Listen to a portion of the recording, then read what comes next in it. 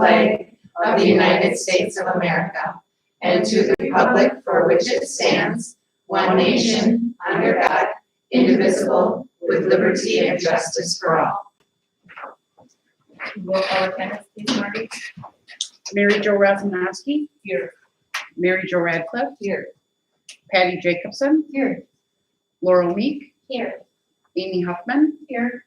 Nahoma Thundercloud. Scott Barton. Here. Well, we are meeting in a very different format tonight, but this is what we need to do.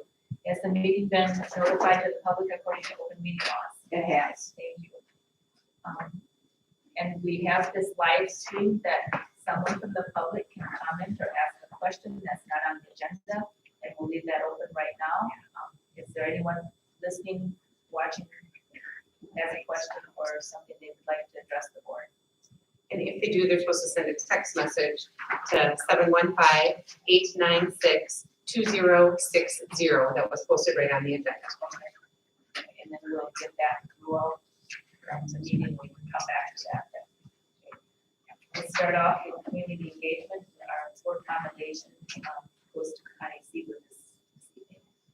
I'd like to talk a little bit about Connie Sieberwell. She's one of our employees, and we don't usually do board accommodations for staff members. We try to reach out to the community.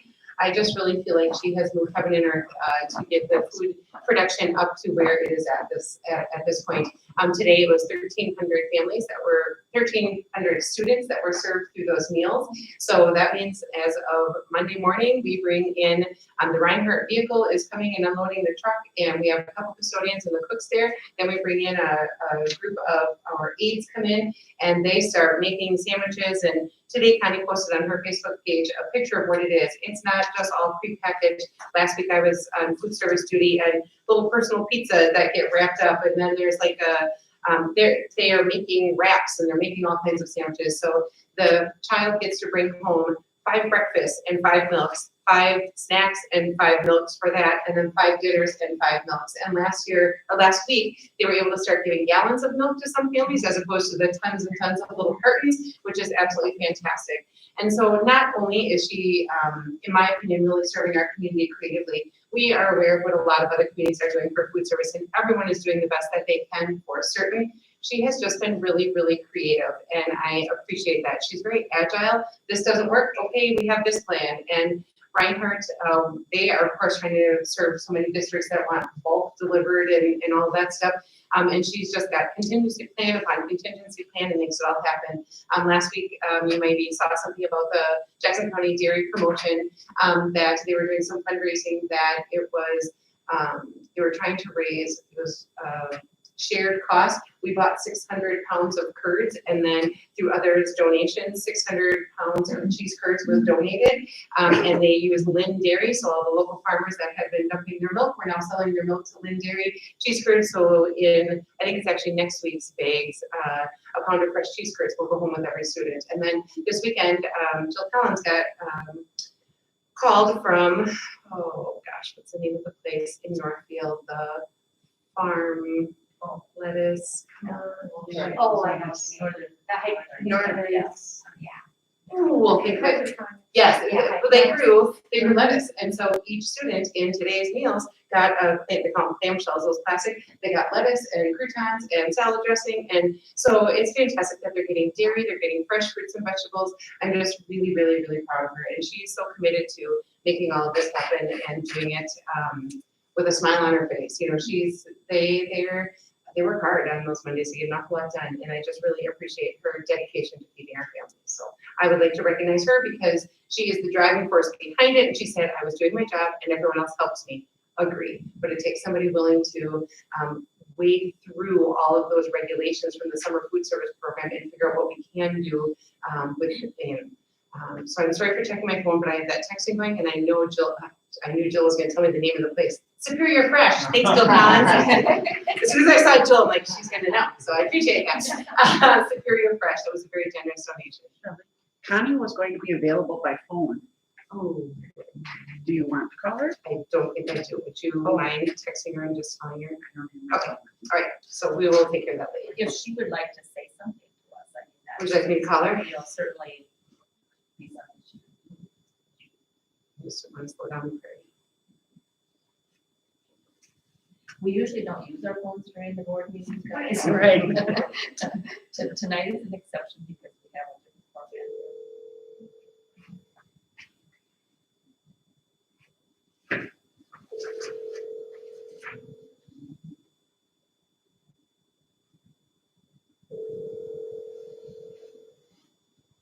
It's a busy Monday.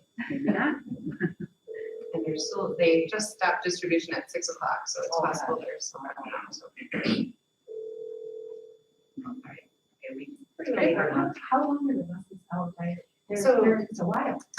So the high school in Red Creek disperse, distribute from 2 until 6, and then the sites are 4:30 to 6, so an hour and a half. Okay. So and then we have families who have figured out, which is great, that if they get to their spot and the bus is either empty, like they're all out of meals, or the bus is already gone, they can follow back to Red Creek or the high school and they can pick up there. And then every week thus far, shortly I'll be getting text messages with how many meals are left. And then we have somebody goes on Tuesday, and I just posted on Facebook that says we have 70 meals left over. Come to Red Creek from 11 or at 11:30, first come, first serve, and within 15 minutes they're gone. So it's great that none of them go to waste, and somebody's always there to get each of them. So. We're still getting more people sign Yes. up. So last week, I think we were at like 1,100, and this week, she said 1,300.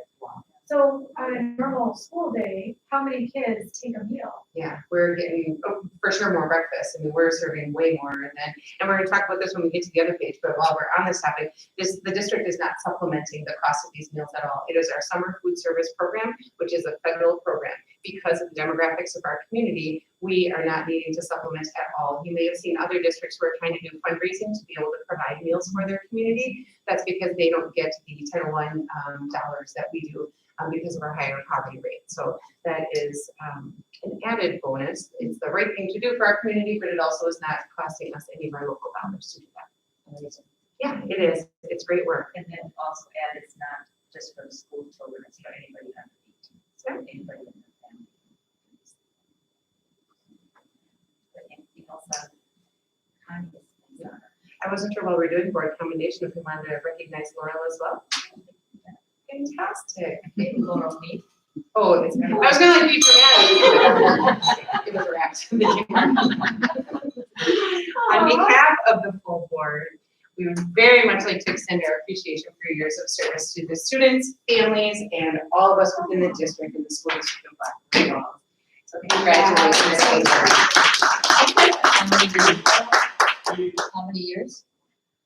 Well, I know I've been on Moodle for 10 years, and it was before that, because Barb Prochaska used to mail out our packets.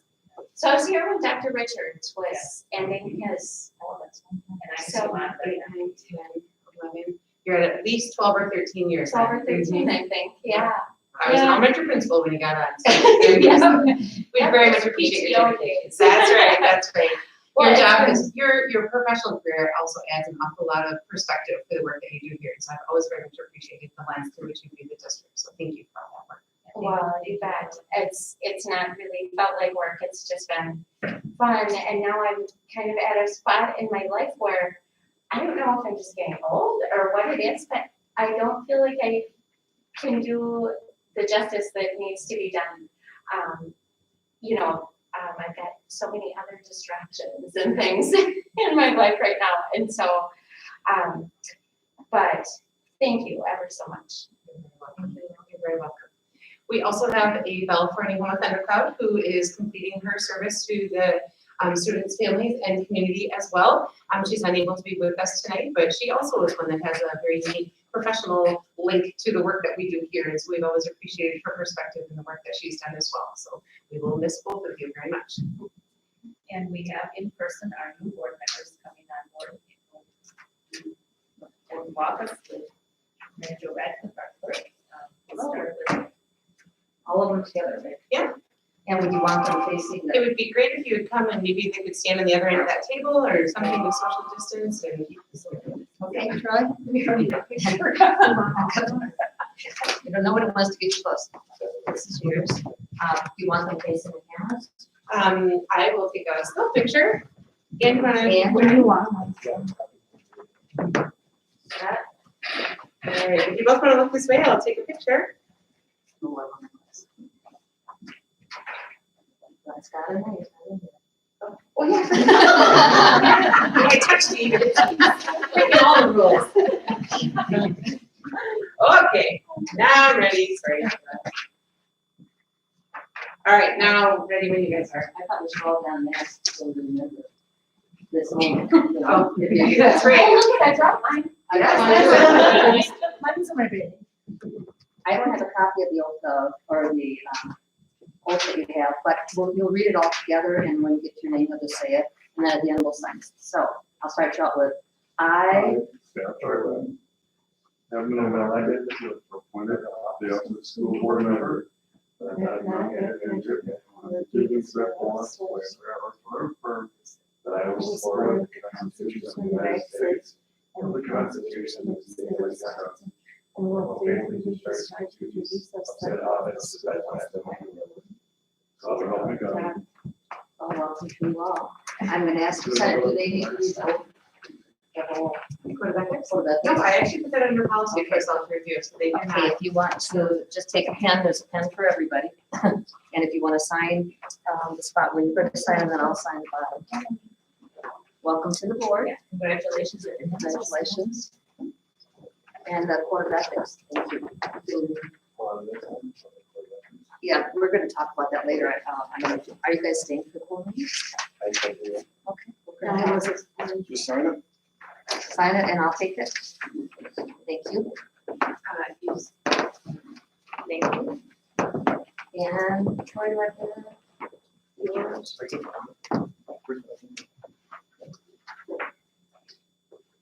Oh, I'm sorry, here, put it down. Thank you so much. Thank you. Okay, and Marty, has made these handbooks for everybody, please go through them. And then there's, board member, trainings happening with the Wisconsin Association of School Boards tomorrow, Wednesday and Thursday. And you just need to go on one of those. If you can't have an opportunity to do that, it will be taped. And there'll be an opportunity to ask questions for the attorneys. Usually we do those trainings in person. But there's a whole different way of delivery this year, so thank you. And my understanding is that you're staying to work with Marty afterwards to fill out the paperwork so you can get a district email address. They can just get it back to me. I can't give them the district email address anyway. Right. And they won't start until officially the 27th. Oh, gotcha, okay. So you guys can, once you get their employment paperwork and I'm sure you're fine. Email address and all that kind of stuff. So just fill it out, and when you're done with it, you can just email me, and we'll set up a time where we can get together to go through it, and we'll call that good. Okay, Yeah. That's all okay? thank you. Good. All right, great. Move on to community blood drive.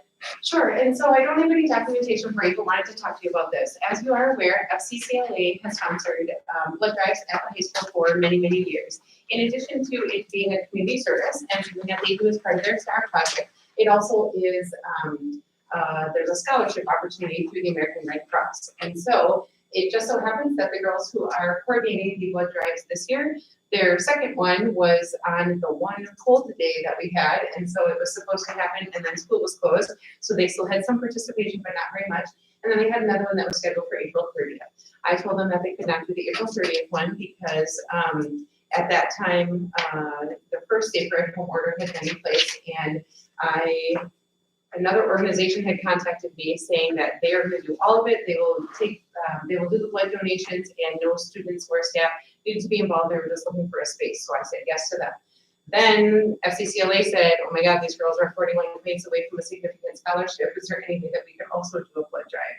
And I said, I am unsure. And I just said, at this point, I did not feel that I could give them students the authority to come into the school building and facilitate a blood drive. And so I am very confident that the American Red Cross has been facilitating blood drives during this Safe Ride Home order, and that they have all the precautions to do it safely. The girls are asking if they could reschedule for mid-May is what they are asking for. And I just said, because the order is very clear that no student activities should be taking place on school facilities, that I needed permission from the board for them to work with the American Red Cross to make that happen. So that is what I'm requesting. Are you comfortable with May 15th? 2 of our high school senior girls would work with the American Red Cross to facilitate a community blood drive in the west gym of the high school. And community school members will be coming. So I would need a motion for that and all of the above if you're willing. A motion. Second. Any discussion? All in favor, say aye. Aye. Okay, motion carried. They will be extremely appreciative. Now they need So that's good. All right. The other, I wanted to share with you that Andy Oscar over at Red Creek Elementary School was the recipient of a $2,000 grant.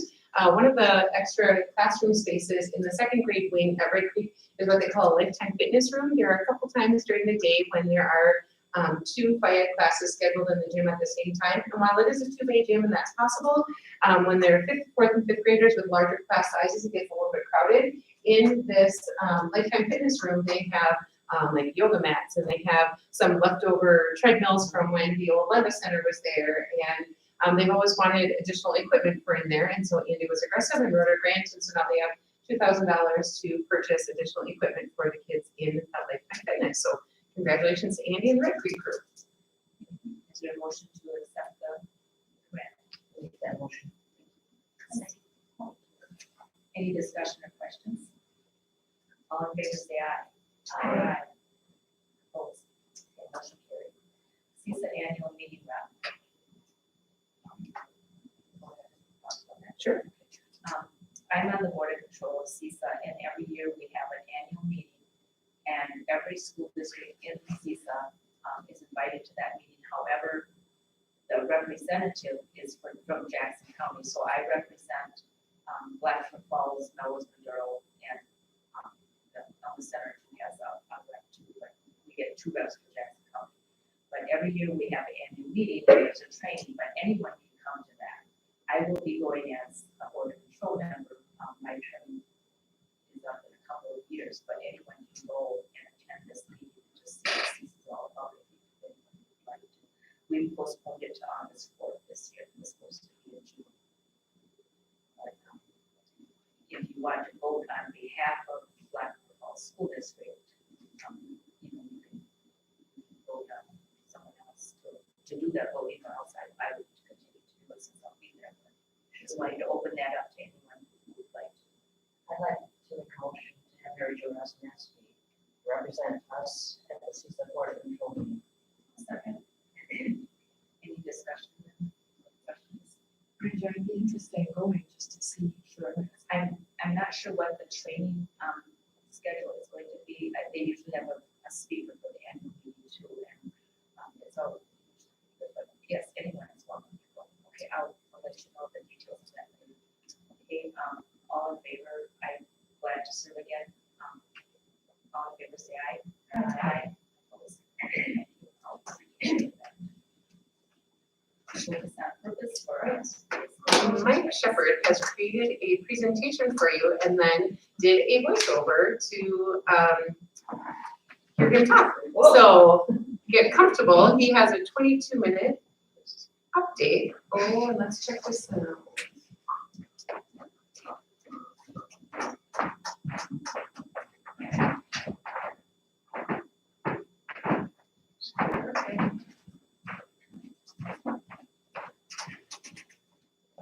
It is supposed to be high school social studies.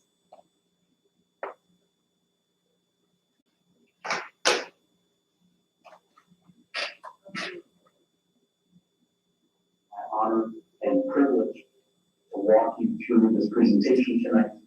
And I'm going to warn you up front, I'm going to take the advice of Barry Burns, who about 3 years ago said, you know, when I record these, I used to be very particular and want perfection, and it ended up haunting me. And now I just record them and hope that people can kind of bear with me. This is, I'm not gonna lie to you, my 15th time starting this presentation, trying to get this recording as professional and as perfect as I can make it. And I'm struggling. And so please, like Mary Verna said, just bear with me. And I hope that by the end of this, you have a better vision for where our department is going to go. With that said, let us please introduce our team members. On the left-hand side of the screen, you have our. I need to pause it for a moment. I know I couldn't make it go out on it, but That is Eli Alexander, Paul Ricken, Tony Berger, and myself. On the right-hand side are the two teachers that have joined us from the special education department. That is Katie Del Cerro and Chris Holman. Both of these teachers have been integral parts of the rollout towards full inclusion. Katie has worked very closely with Paul Ricken and his politics courses. Was with him last semester and is with him again this semester. Chris Holman was with me first semester and is now with me again second semester econ courses. And I'm also very fortunate to have both Katie and Chris in different world history sections. And they, like the rest of the special ed team, are absolute rock stars in helping with all of our students.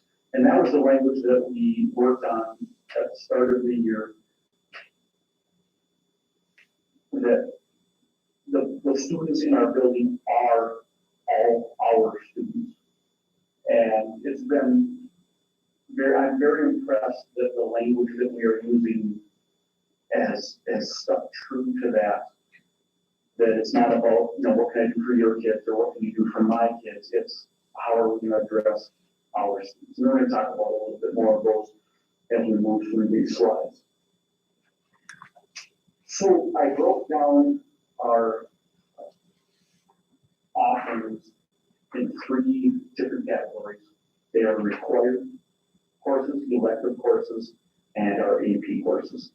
Our required courses are U.S. history, world history, regional and global economics, U.S. and global politics.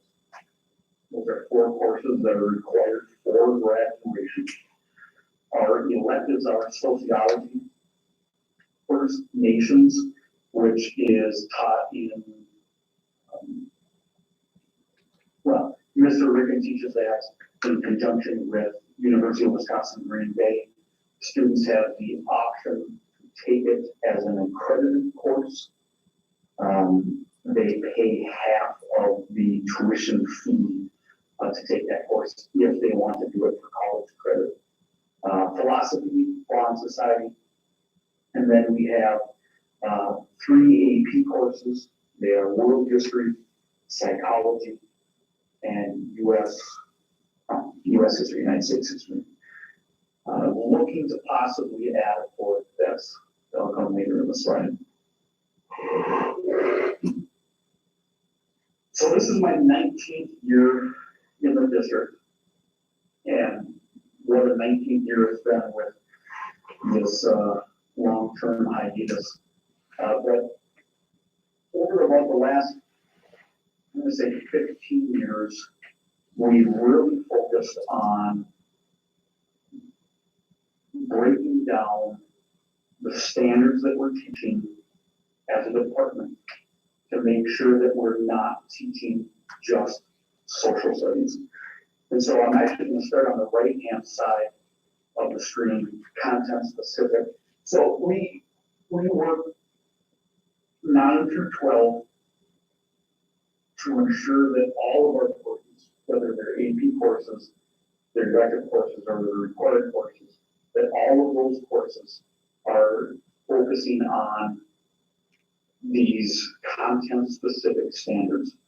So if you were to go into the Wisconsin Social Studies standards, they have gone away from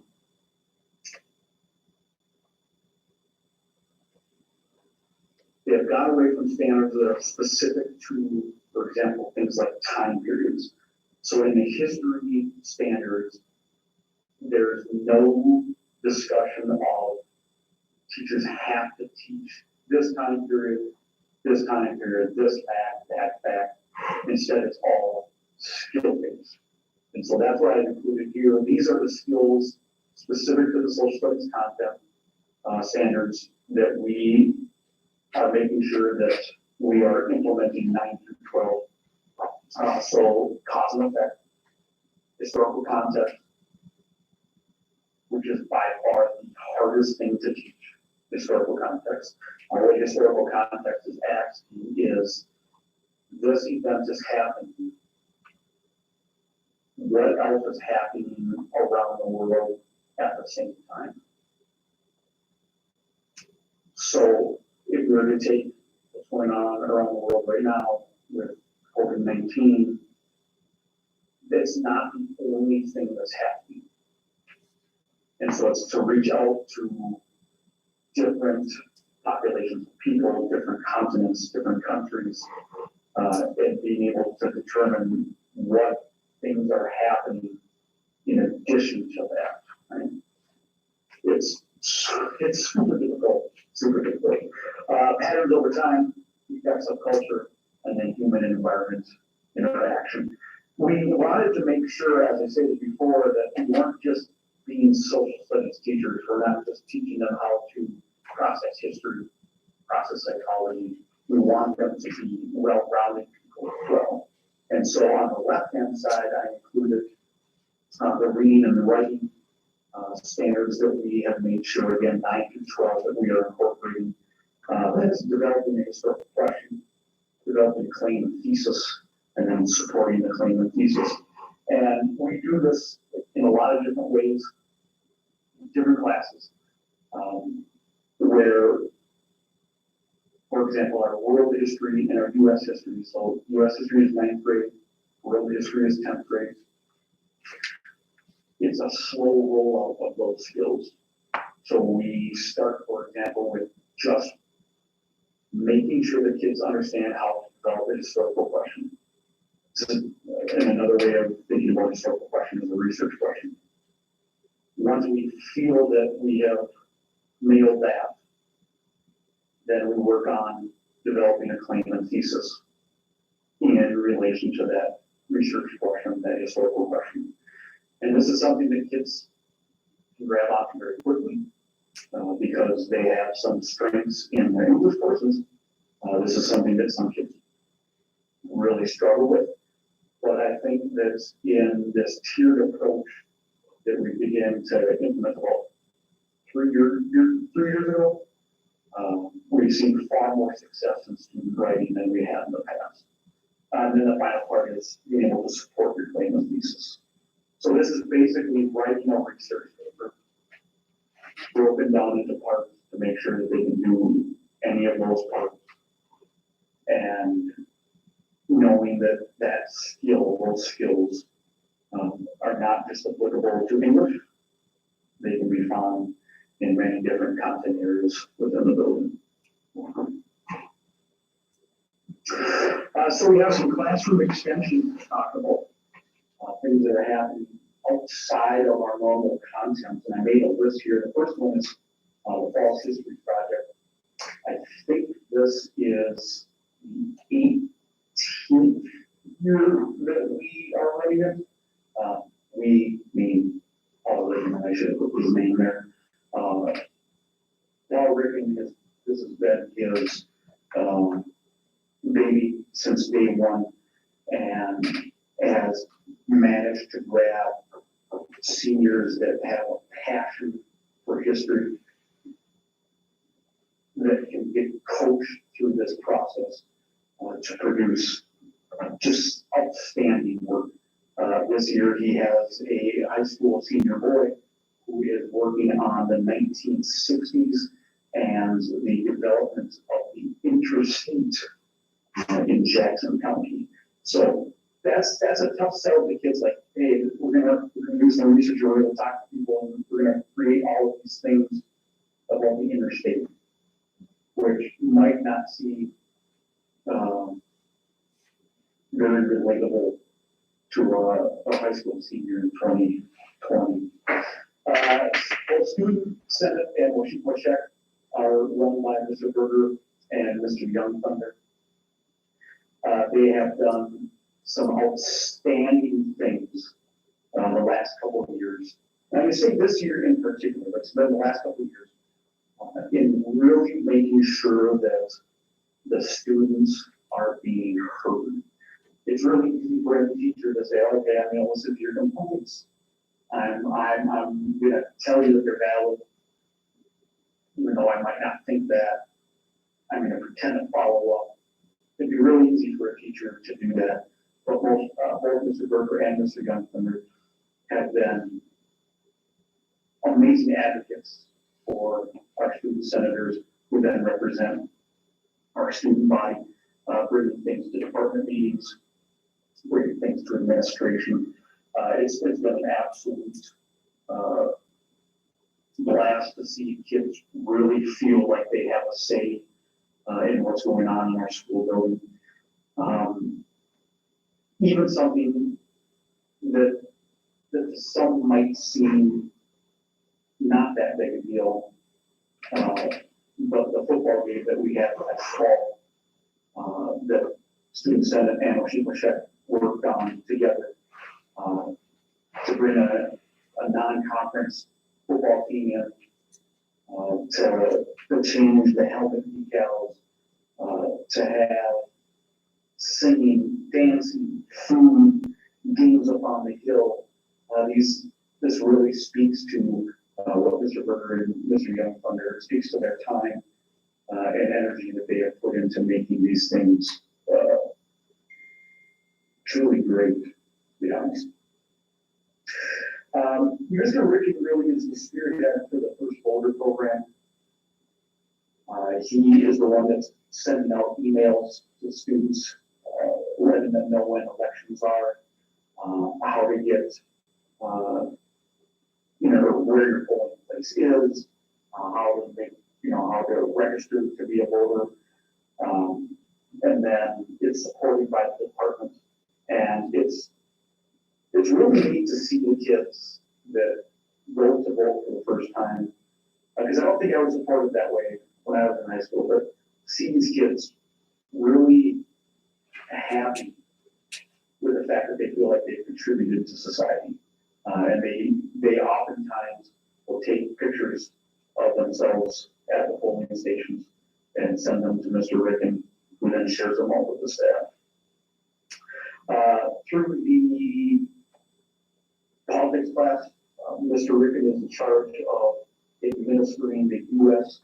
citizenship test.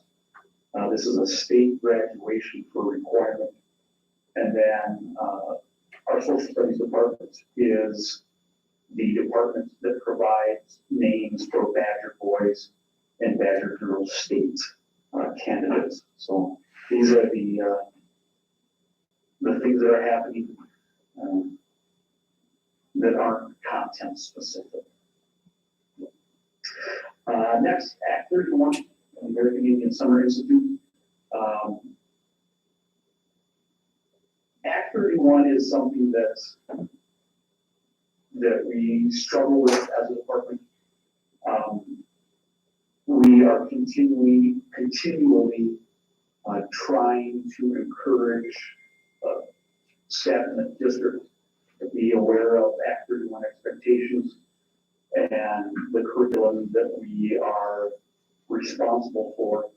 And we definitely get people that buy into and support us, but we have a lot of people that struggle with it.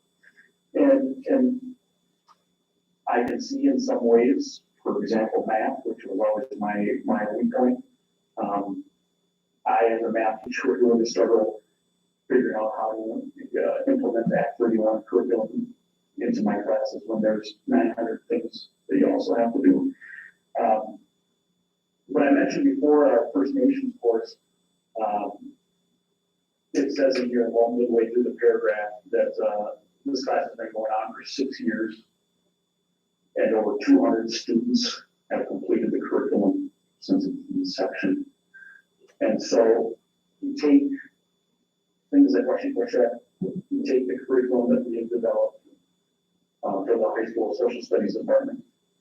You have courses like First Nations, and then it's no surprise that we have been the host the last 2 years for the American Indian Summer Institute.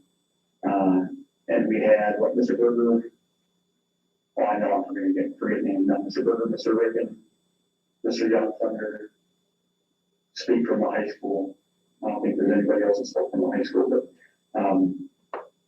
yeah, we are the go-to in the state for Act 31 implementation, which is a very frequent discussion in our PLC because you never feel like you're doing it well enough until people from the outside are like, oh man, Dr. Wells, you guys are where it's at. You're like, are we really? I think we could be doing more, and that's a very healthy attitude, I think, because it always is pushing us to do better, to do more, and never be satisfied with where we're at. I wanted to include some pictures, just so you can see students in action. On the left-hand side, last year was our first time, was the first time having a civics competition in the state of Wisconsin. And we had an amazing team that went on to state. And Mr. Ricken and Mr. Young Thunder brought them down to the state capitol to compete. They did not win the top trophy, but they did very well for the first time, and we're definitely proud of them. On the right-hand side, we have one of the 200 or so, it seems like, speakers that visit Mr. Ricken's class. This is President Marlon Williams' visit to the First Nations class.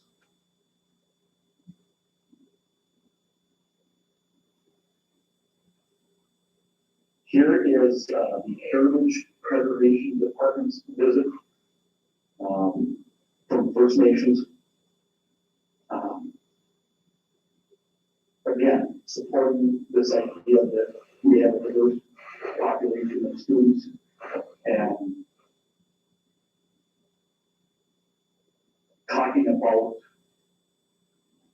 Indigenous culture in the classroom can only take you so far. And guest speakers in is a notch up. But being able to get out and go and see whether it's tribal courts or the preservation department, to go and see and do is really going to just make those experiences stick, which will help students retain that knowledge for even longer. I was super fortunate this year to have a TA in my econ class that actually led my class for 2 days. When she signed up last year, I said, here's the deal, if you are going to TA for me, the expectation is that you eventually will teach the course. And she's like, okay. And so we were talking about different food assistance programs that are available through state and federal government agencies paid for by tax dollars. And so she talked about how they're funded, what their purpose is, and then we had a very healthy discussion about are these programs in the best interest of the people that are on the receiving end of them, and are they in the best interest for taxpayers. And the kids, she just did an amazing job. She just did an amazing job of getting the kids invested into that discussion. And so these are the 2 pictures of that. Final slide. Seems incredible. She's not well aware of that. But this slide is about what lies ahead. Because one of the things that's going to change for our department is the loss of Paul Ricken. Paul Ricken informed us this year that he's moving on to the next chapter in his life. So he's not retiring, he's moving on from our district. And what that is forcing the rest of our department to do is to really think about what we're gonna do to step up to fill his shoes. Paul is an incredible parent, person, community member, and teacher, and his absence is something that we're going to struggle with as friends of his and as coworkers of his. But it's really getting us to rethink the courses that he taught and who's going to be teaching those as we look for a possible candidate to fill these shoes. And so that's in addition to our writing standards, that's in addition to our social studies standards, with all of the things that are happening, in addition to our courses that I talked about, just adds another dimension to the path that we're going to be taking. And I'm super excited to see where we end up going. I want to thank you for your time tonight, and please feel free to email me with any questions that you might have.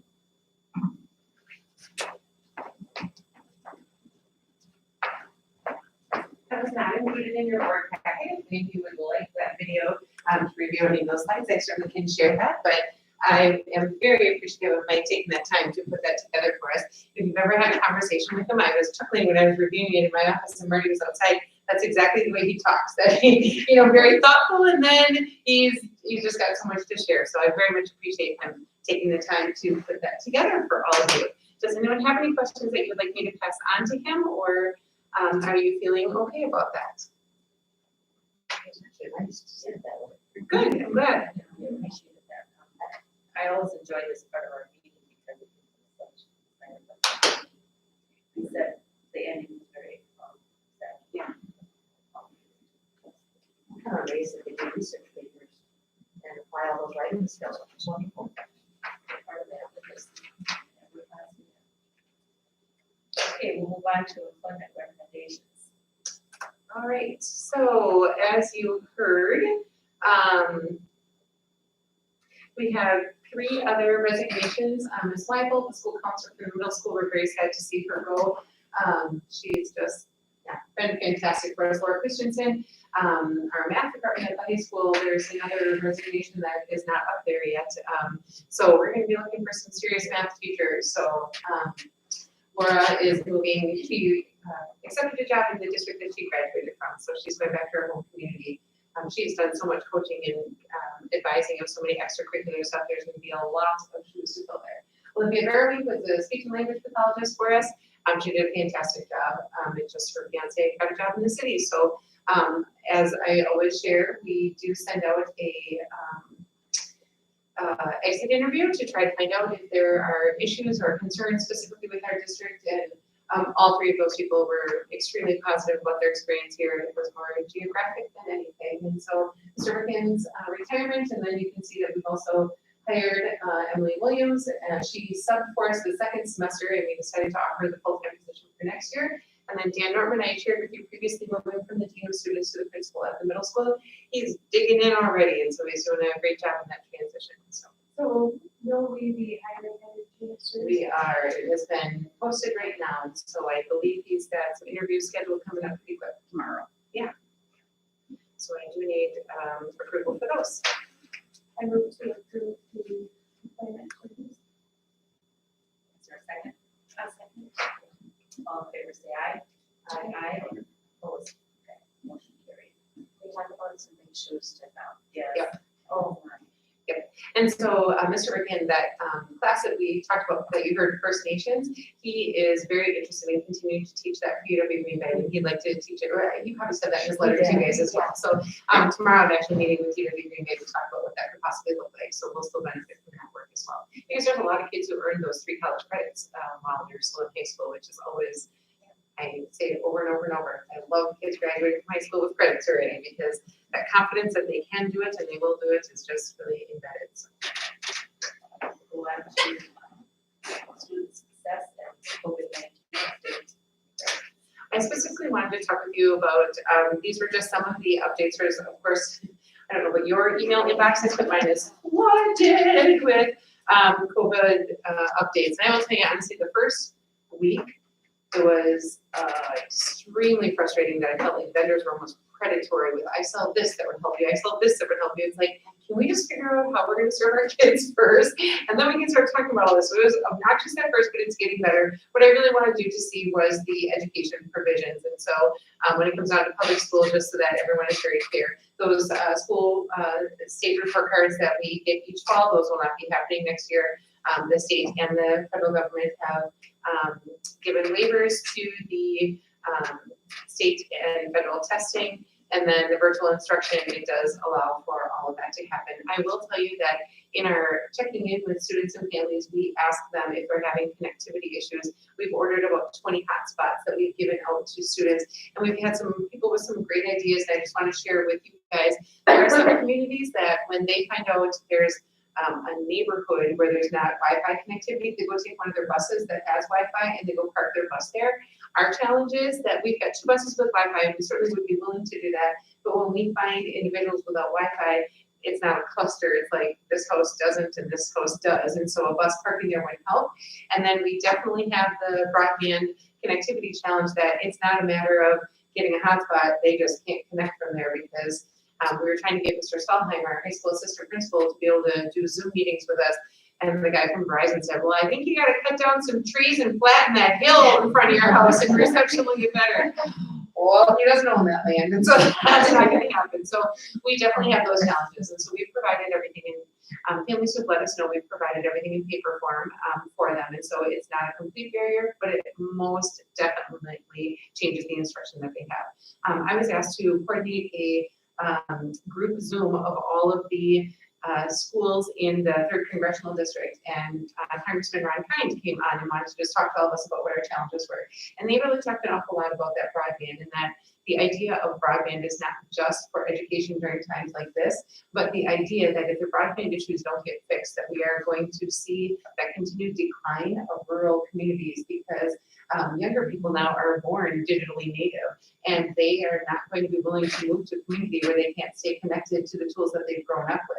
It's one thing to be, mid-age and technology is coming and you're not able to participate too much, but it's entirely another to grow up with all of that stuff at your fingertips and then try to move to a community. And so there were some really creative conversations about it, and they talked about, so somebody wants to use our interstate. It was just an interesting analogy that West Salem has complete connectivity, no issues, everybody's got it super fast. Bangor, they've got over half their district where there's no Wi-Fi.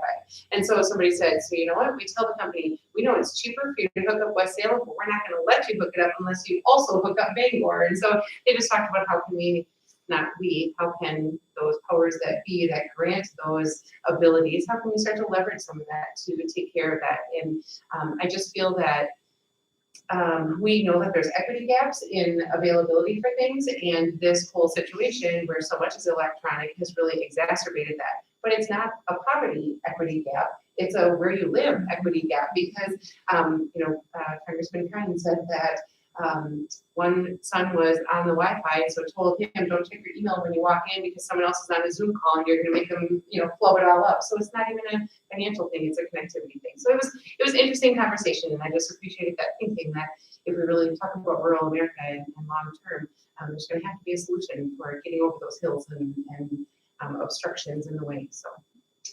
Anyway, so that was just the first update that I wanted to share. They did talk about open enrollment timeline. That doesn't really change our world too much, simply because that open enrollment timeline really happens throughout the whole year. So not that significant of a deal, but I wanted to share that with you.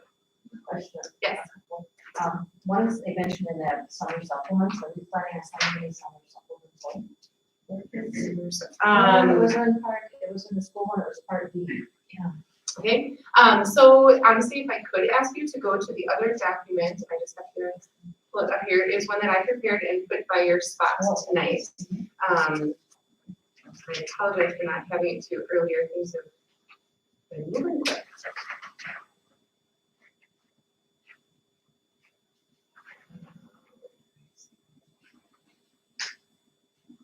moment to say about this.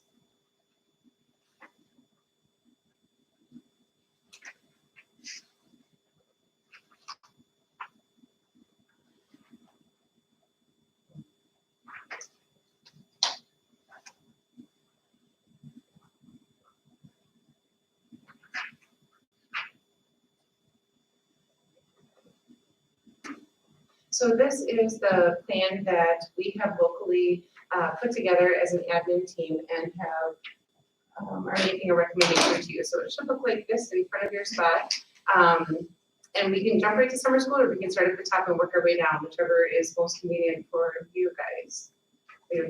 Well, it's fine. It Okay. will be this, yeah, Sunday school. Yep. Okay, so the first part was instruction, and so this, as we met on March 26th, we had our first little chunk of information that we were ready to roll out to you. That was when we thought April 24th was the last day, and we sought your approval. So now that we know it is the rest of the school year, we put together some information for you and are asking for you to take action to approve that. Our first recommendation is that we want to distribute another round of curriculum materials that would take us through Thursday, May 21st. In this next round of curriculum materials, which will be about a month, we are saying that there would be no new instruction on Fridays. We're starting to hear from more families that they're falling further and further behind. And so we certainly are not trying to stress anybody out, but we also know that we have a responsibility in terms of education. And so we are saying that Fridays would be catch-up days, and there's a lot of teachers who have Zoom meetings scheduled on Fridays and different ways to connect with them. So that is the first piece. We have told all of our staff that we're really trying to empower them to differentiate the support that they're providing to students. So initially we had said that all students needed to have a teacher reach out 2 times during that week. And they were supposed to offer whatever help they can. We have some families that say, please stop calling me all the time. And the teacher's like, I have to. No, you don't. You don't have to do that. If the family is not struggling and they've got everything under control, you can stop calling. If they have like 2-3 kids, that was a lot of people reaching into the house and they're saying, I feel like I can't take a breath and someone's calling and checking in. And so we said, okay, absolutely got it. So backed off on that. There are certainly some families that just say, I'm still working full-time and I simply can't be a full-time teacher as well. And we said, we get it. And so what we're trying to do is provide all of those academic resources for those many families who are appreciating them and are still implementing them and putting them to good use, while also recognizing that not all families are going to accomplish all those tasks every day, and that's okay. It is different at the high school level, which is unfortunate that there is that significant disparity, but they have to earn the credits. And so high school is continuing with new instruction. I would say that this is probably, while there certainly have been some challenges with implementing the full online at the high school as well, they were probably the most well-positioned for this transition. And so it probably is okay that the expectations are a little bit different there. But we really have tried to empower the teachers. We don't want to be stressing anybody out. We don't want to wreak havoc in their houses. So anyway, we tried to reassure them that that was the case. I have in your packet as well, there's a grading and assessment letter that Stephanie's worked with each one of the buildings. It's the next single page after that packet. She's worked with each one of the buildings. We thought perhaps parents would appreciate one spot for all of their kids, understanding what report cards are going to look like, what GPAs, transcripts, all of that stuff, and what our expectations are. And so Stephanie's worked with each of the buildings to put this together. It has not gone out yet, but this is what we are thinking. And so unfortunately, we got closed down just at the beginning of the 3rd trimester. Like they had 2 days in the 3rd trimester. And so we're simply going to say not able to assess, because to try to give a grade based off of if there are packets that went home, those packets aren't all coming in. If they do come in, they have to sit, so they decontaminate before the teachers can correct them. It's just a very chunky process. So teachers have found other ways to check in. There are some kids who are taking pictures and sending them. There are some kids who are posting on Facebook. There's sometimes in the Zoom, they're like, look, missus, look at what I did. And so it's happening in some ways, but we're not clicking all of those packets. And so we're simply going to say not able to assess. But so that will happen through 8th grade likely, but then the high school, they very much are still expecting completion of those courses to earn those credits. But it will be a meets expectations, does not meet expectations. We had a lot of conversation with Mr. Chambers, met with a lot of the Cooley region schools about whether an incomplete was a choice, and it really was decided that we don't know how long this could possibly drag on. I don't feel that an incomplete is where we want to go either wrap it up and make it happen or not. And so We don't want it to be on the next school year. that's exactly right, exactly right. So, not an incomplete either meets expectation or does not. So, that, academic, expectations, that would be the next piece. So what we were talking about is, the families would pick up or drop off on the week of, the sending it out would be next week already is when families would pick up. We were afraid the second time we did the curriculum pickup that we wouldn't have a lot of participation from families and that we'd end up doing a ton on the bus routes. We had 90% of families that came that second time for the curriculum. I don't know if they're all so anxious to get out of the house that they come on that trip or not, but that was fantastic. And then the buses delivered the next day and it really has worked out well. And so we will do that same system this next time around. But then we're going to ask for the week of May 26th through the 29th. So the new instruction is done that previous Thursday. Then we're going to have to schedule it throughout the district that students can, like we're thinking like this chunk of the alphabet can come in and during these two hours in the morning and they can drop off whatever materials they have, drop off their electronic devices and chargers and hotspots if they have one, and empty their cubby and their desk and locker and all of that stuff. And then they leave, then our staff has to come in and sanitize, and then in the afternoon there could be another 2 hour chunk for another group of people. So we're gonna try to organize sometime like that so that families can come in and take what they need out. They can turn in what we need to collect from them. Technology, he's turning over devices pretty often because they break or something. He's got a pile and then he dates them so we know when they're decontaminated because they've sat so long that they can be cleaned then. So we're thinking the week of May 26th through the 29th for that. And then we really talked about the high school. That's kind of their full court press. So anybody who's like on that little bubble that they're not passing those classes, they're not getting those credits yet, the teachers are not doing new instruction for all. They can really, really dial into those kids on the bubble and try to encourage their ability to make it there.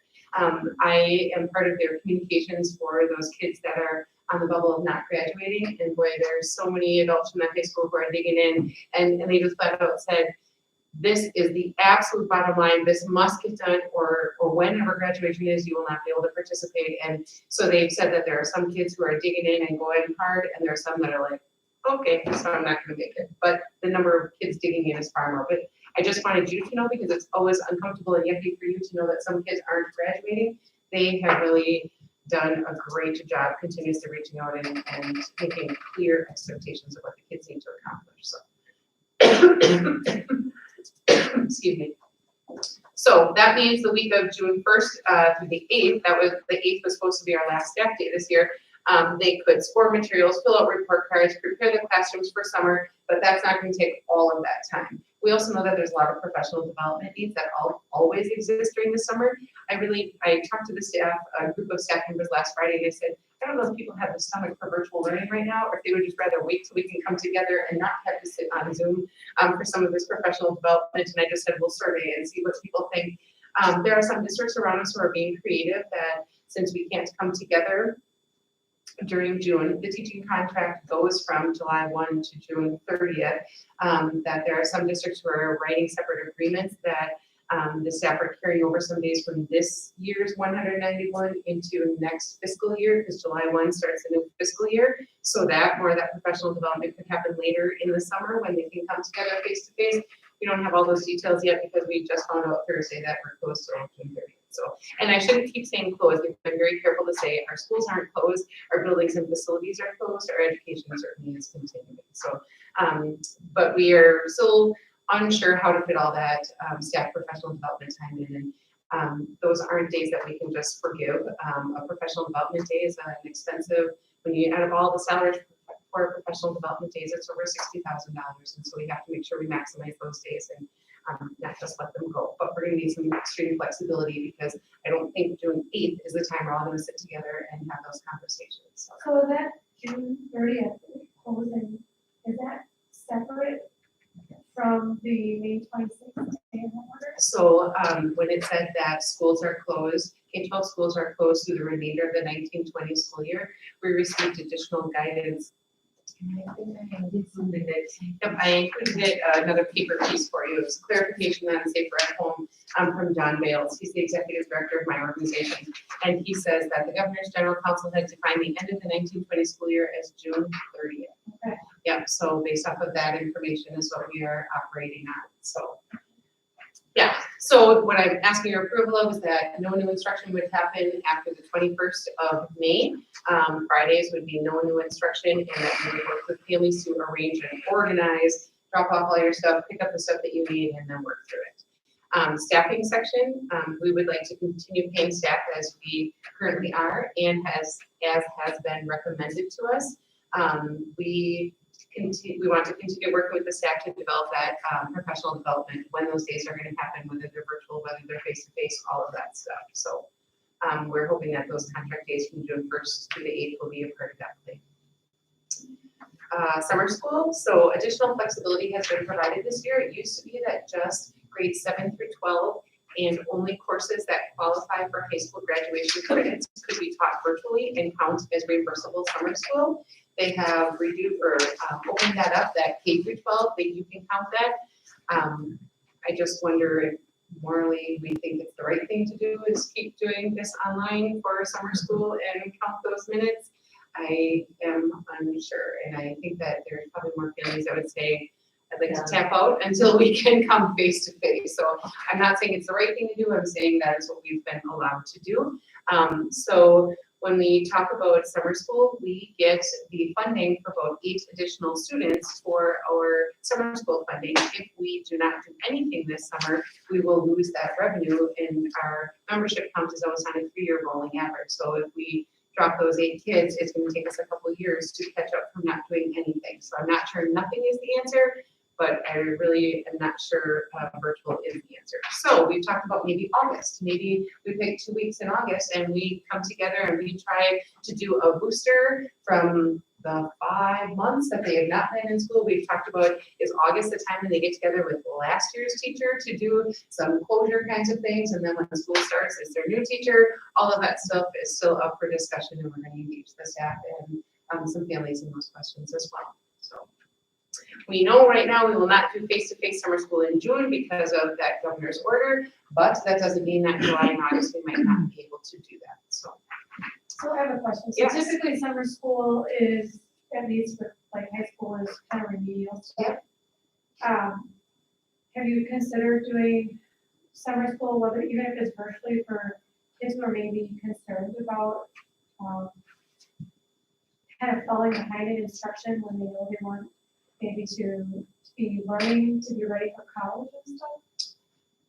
So you're talking about kids who are close to graduating from high school, who might be Anywhere in high school, Okay. you know, some kids are just motivated, they Yeah. want to make sure that they're learning everything they can learn. because- How is the Western Technical College program working? So but that was just credit recovery. To Amy's point, that was just credit recovery, not any other expansion. We've heard from Western that they are hoping to be able to do it virtually. My concern is that some of those kids who are currently failing classes have been trying for the last couple of weeks to do it virtually. I'm not sure that more virtual is going to be helpful for them. But to your point, we could certainly look at some possible enrichment virtual, particularly after the spring that was, when we know so many teachers have their content ready to go online. So in the past, we have allocated our summer school budget towards enrichment stuff at the elementary level more than high school, and it's been credit recovery at the high school. But that doesn't mean that's the way it always has to be by any stretch. Have you guys done any kind of, investigating, like with something? I know that there's virtual programs, just from investigating, I had done with homeschooling, like English, for example. I remember there was a grammar course, and the kids are all logged in together. They don't see each other necessarily, they might, I can't remember, but the teacher is teaching them, and they're all contributing and participating in real time, and it's all on the computer. And it seems like it was really effective. And we've I know only that done when remedial at the high school, Right. so, yeah. We could certainly check that out if we thought we had kids that were interested. There was a very few times that students that were taking WTC credits, the language on the first course options allowed summer to be a semester. So there was kids that took some enrichment kinds of things then, but then course options changed to, yeah. Well, the other thing that I'm concerned about, and I'm sure you guys have thought about this plenty, is that they always talk about that second wave. So it makes you wonder what's gonna happen this fall or this winter.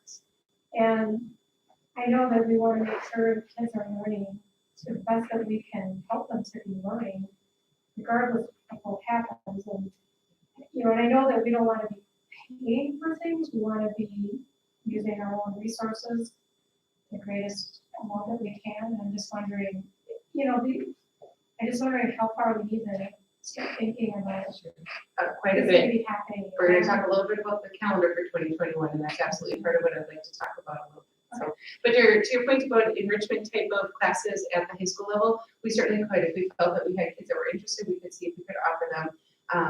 In the past, that has been a pretty low participation, but again, it hasn't happened often, so. That brings us to food service, which I said is not supplemented by district funds. She's working with many partners. She's hopeful that the food service current reality could continue during the safer at home order, but is really unsure if once we move into summer mode, if that will look different, feel different, we're really not sure. So more to come on that.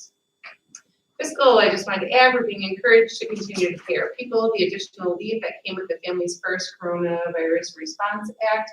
We've had a few people who have been individually impacted by that because either they are, well, there was the 5 criteria, either they personally have been told to quarantine themselves, or they have a child who needs childcare because their institution closed, whatever. So, and then we talked about the state budget. So, our budget right now that we presented to you last month was balanced based off of what was allocated to us in the biennium budget of last summer. That meant that we were anticipating a $179 per student increase because that was in the biennium budget, and it also raised that low spending district ceiling to $10,000. So the balanced budget that you approved had both of those already figured into it, because that was still a conservative guess. So nothing, we've been told that nothing that the legislature is currently talking about has any signs of doing harm to district funding. It also does not do anything to supplement district funding. What we have been cautioned is that when the first quarter earnings reports come into the state, there might be an awful lot of panic as to, holy cow, where are we gonna fill these holes? And they might go back to that 179 per pupil or that low spending district increase. If either of those happen, we will have a significant hole. If either of those happen, we have a healthy fund balance that could buy us a year of time while we refigure everything out and see what happens with the economy. We don't believe we have enough information to drastically change our budget prediction for next year because everything is just too out there. And so to consider starting to lay people off so that there's too many unknowns right now. So right now, there's nothing that would do harm to it. We've got a balanced budget based off of that information. We're not making any of the recommendations. Just want you to know that we've been told it is possible that there would be some changes to what was passed in that first meeting. Okay. I will tell you that the federal CARES Act, we talked earlier about us being attractive, I guess, or demographics give us significant Title I funds based off of our current reduced population. So the federal CARES Act awarded each district the federal dollars come into the state, and the states were told they needed to use their Title I formula to determine how to allocate those dollars out to the districts. What we've been told right now is 70 to 80% of our current Title I allocation will be given to us through that federal CARES Act. And what is perhaps even most important is that they're increasing the carryover flexibility. That is one of the most frustrating things with getting those federal dollars is you get this window to spend it, and if you don't spend it, it goes back. And so they've also increased the carryover flexibility so that if we end up with a hole based off of some change in the budget, we've got these dollars here that can also help to support that. We currently get this 70 to 80% would be between $250,000 and $290,000. So that would be a nice hole filler if that should happen. I did share below there's lots of reporting that we've been told is going to come with those dollars, which makes perfect sense. If someone's giving you money, they want to know what you're doing with it. And so we've already started to create processes so that we can start tracking this.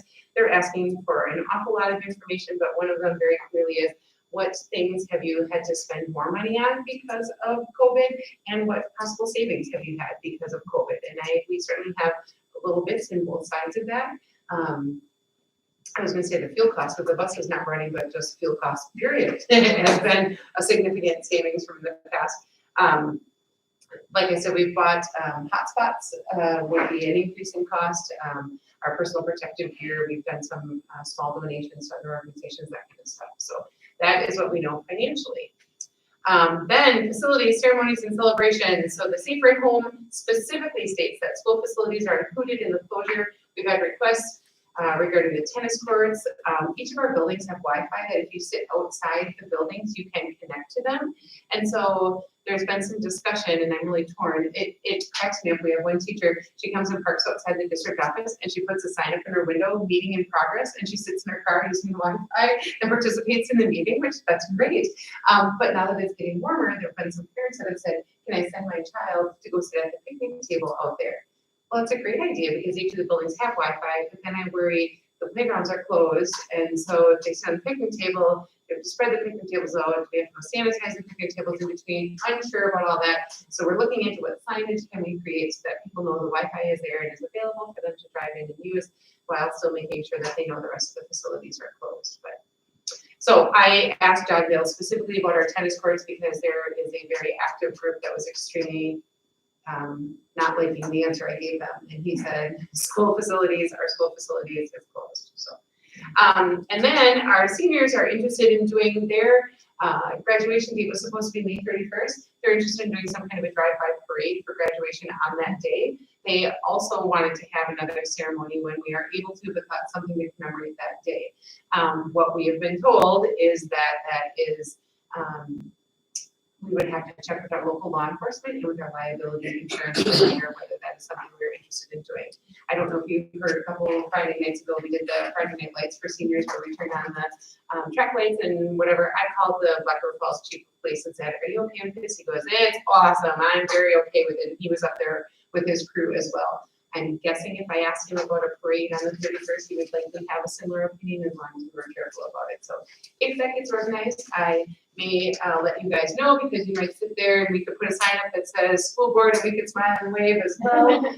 But the seniors are working with Sully Home to figure out what kind of ceremony that's going to look like. So then that brings me to the 2021 calendar, which is where an awful lot of those discussions start. So we have asked for years for flexibility in our calendar and when we can start school, and the state legislature has been very hardcore about not before September 1st. The waiver that exists through DPI that would allow someone to start before September 1 talks about a force of nature. Yep, check, this qualifies. Excuse me, and it talks about, did it happen after January 1st so that so for example, last year those floods in the fall, and people applied for waivers, they said no, because you had all year where you could have worked to make up those minutes, we're not going to give you that waiver. So did it happen after January 1st? Yes. So what Mike Thompson, assistant state superintendent, said was all of the factors are clear that you could apply for a waiver to start before September 1st if you'd like to.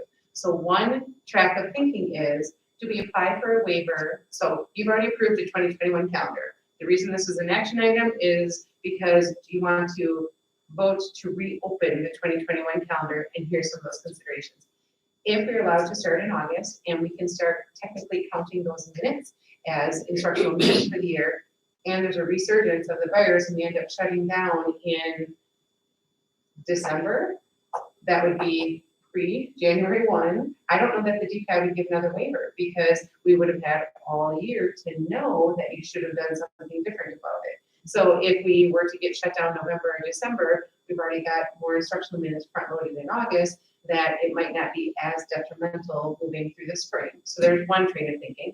The other thinking is if we started in August, these kids have been out of school since March, 5.5 months. If we could come together and start in August, I'm not talking about extending the 2021 school year. It would still be the same number of student days, same number of staff contract days, but we could start in August and then maybe we could spread things out a little bit more, that 2 weeks for Christmas, a week spring break, 3-day weekends every now and then, so that it wasn't this mad dash to be done that first week in June, so that we could go until Memorial Day weekend and then be done, by starting a little bit earlier, so kind of just spread things out a little bit, which also helps with a lot of social distancing, I guess. Anyway, so there's another thought. The other thought is, do we not counted as regular school in August, and do we try to do like a massive summer school for 2 weeks and we make it required for everybody, and we try to get everyone in for those 2 weeks, we count those minutes as summer school, and then we still start September 1 with our 2021 school year and try to make it through. So there we're really adding on to the 2021 school year with those summer schools. So there's so many options, there really is. What I'm asking you tonight is, and before we could apply for a waiver with DPI, we need to have a public hearing, so we'd have to go through the same process that we did for the instructional minutes waiver. But right now, that calendar was voted on by the staff and was approved by you. I would love to send a survey out to staff, just gauging their thoughts and interest into what possibilities exist, and then extend that invite out to families and just see if we could work on some other possibilities for fall. What we've been told by John Bales from our organization is and you can read through here, he said he doesn't think that it will be school as usual in the fall. He thinks that there'll still be some social distancing needs. So what that really means is lunch periods might need to be extended throughout the day, keeping some smaller groups. I am unsure how many kids can be in a classroom at a time. I don't know any of those details, but if there are still any regulations that might impact them, we can back to. So it's a lot of stuff, but we absolutely talked about that research. So we start counting our minutes earlier so that we have. So what are you guys thinking about that calendar with all of that I went through? I think we need to talk to the staff, especially the parents, if they're gonna put on it. I participated in the Q&A that Shelley did on Friday with staff, with a limit of 100 people, and people couldn't even get on, so I felt bad about taking up a space. But one of the concerns I heard was just the weather in August is hot. You know, we don't have air conditioning and stuff like that. But We used to start in August I know. anyway when we were young. that was. And yes, it was kind of miserable, but we survived it. We didn't have to walk up, but it was hot and sweaty anyway. Somebody asked if that would look more like year-round schooling, and I said, no, it would probably look more like when I was in school, that, you know, school starts the second week in August, and that's just the way it rolls. Yeah. Things. What about the rest of all of that? I mean, do you have questions or thoughts? Have you been hearing other things? Are you feeling like we're missing the boat on some of our hands? I like the options that you presented, starting in August, and then maybe add the next year, 3-day weekend here. With the idea, Longer especially with, Christmas or, that it's flexible based on right, That's what I was gonna ask, school having to be closed, you know. can you pass a calendar that needs to be flexible somehow? That you tell people this could change. Build in like you build in stories. Well, you know, the whole thing. to be determined. Yeah.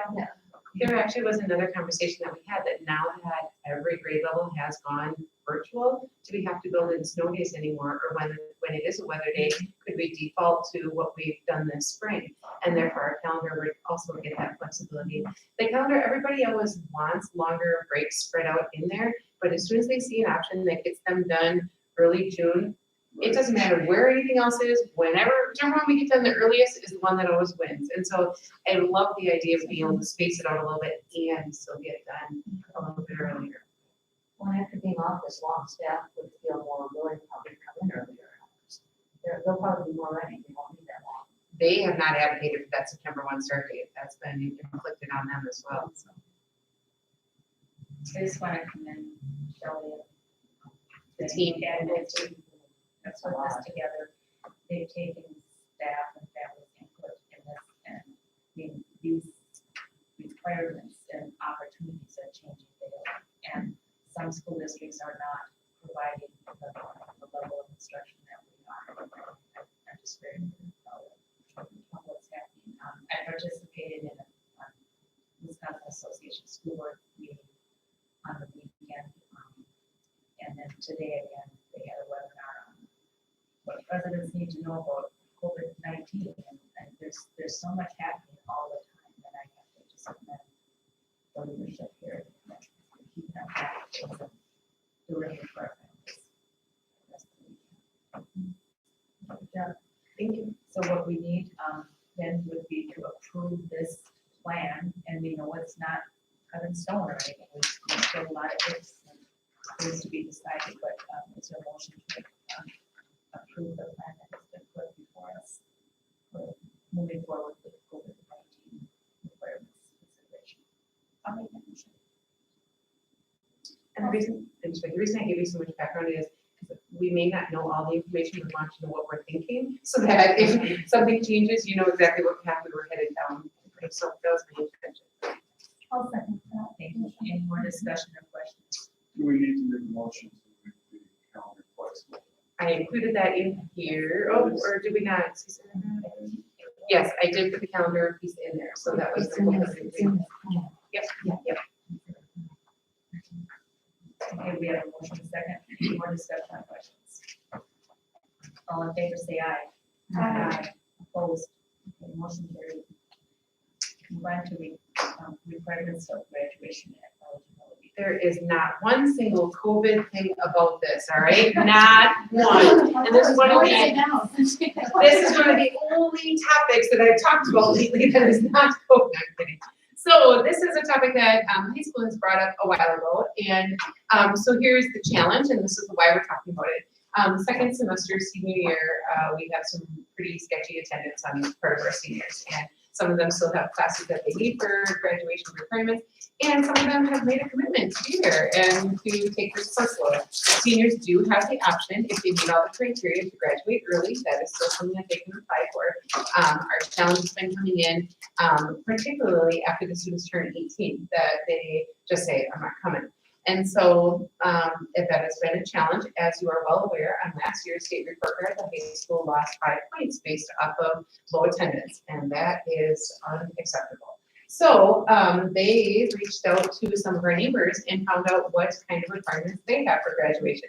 So Mr. Chambers and Mr. Solheim are not asking for you to take action on this. I'm hoping I always feel like when it comes to graduation requirements, you are the ones that take the heat from the community when we say you cannot participate in this ceremony that directly reflects on the decision making that you do. And so what I talked to Mr. Solheim and Mr. Chambers about was that I would float the conversation past you this month and give you some of the other examples.